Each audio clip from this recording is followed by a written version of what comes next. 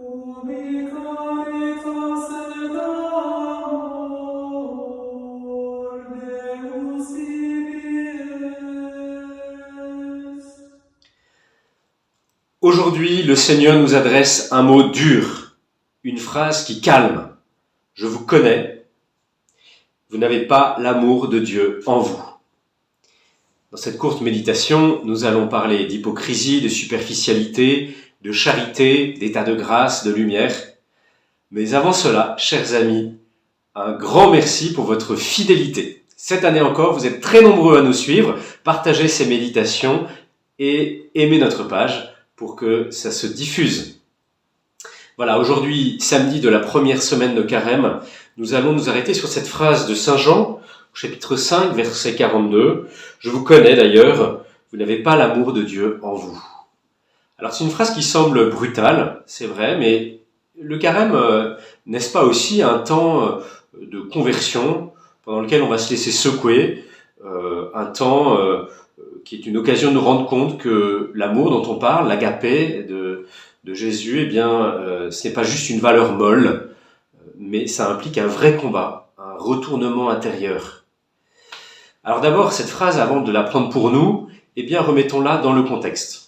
À qui Jésus s'adresse-t-il en disant cela ?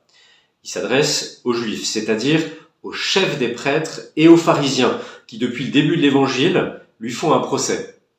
À vrai dire, tout l'Évangile de Saint Jean, et j'espère que vous pouvez vous en nourrir quotidiennement, tout l'Évangile de Saint Jean est un récit, le récit d'un procès dans lequel le lecteur doit se déterminer pour ou contre le Verbe, pour ou contre la lumière, pour ou contre la vie.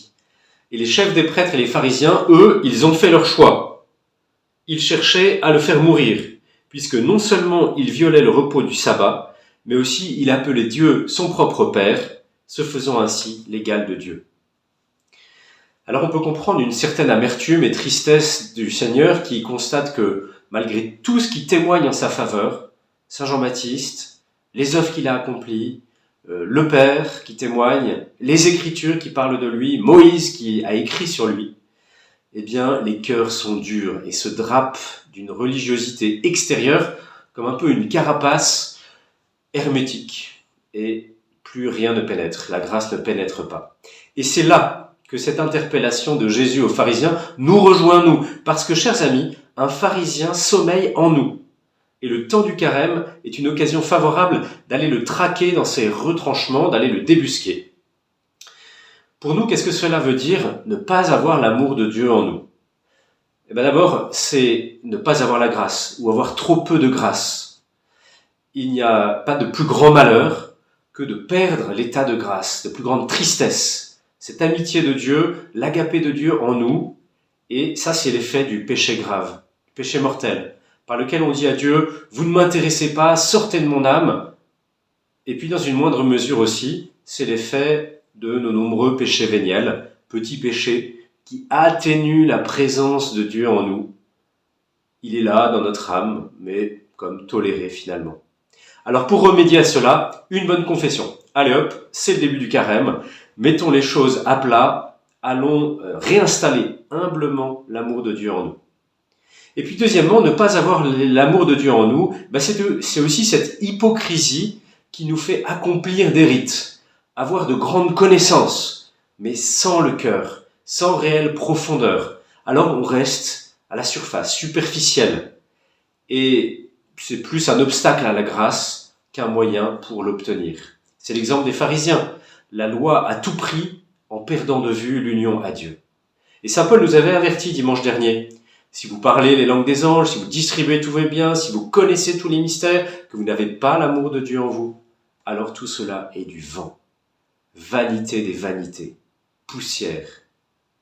Et nous sommes si souvent dans cette vanité. Alors pour remédier à cela, eh bien il faut prendre de la profondeur, de l'épaisseur spirituelle. Plonger ad cor altum, comme dit le psaume. L'homme doit plonger dans son cœur profond et Dieu sera exalté. C'est le secret de l'oraison, 10 minutes par jour, avec lequel Dieu pourra venir habiter nos rites, nos connaissances, nos cœurs.